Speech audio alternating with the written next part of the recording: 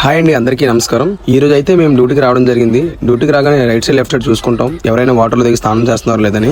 Morning అయితే ఎవరు రాలేదు, కొంచెం ఎండ ఎక్కువ ఉండడం వల్ల ఎవరు రాలేదు. మెల్లమెల్లగా ఆఫ్టర్నూన్ 2 తర్వాత దిగడం స్టార్ట్ చేశారు. బీచ్ పొడుగునా దిగడం స్టార్ట్ చేశారు. చూడండి, ఈ చివరి నుండి ఆ చివరికి వెళ్ళేంత వరకు కూడా పబ్లిక్ విపరీతంగా వాటర్ లో దిగి స్నానం చేసేస్తున్నారు. వాటర్ చూసారు ఎంత ముందుకు కొడుతుందో. చాలా డేంజరస్ అంటే చాలా డేంజరస్ గా మారిపోయింది యారడ్ బీచ్.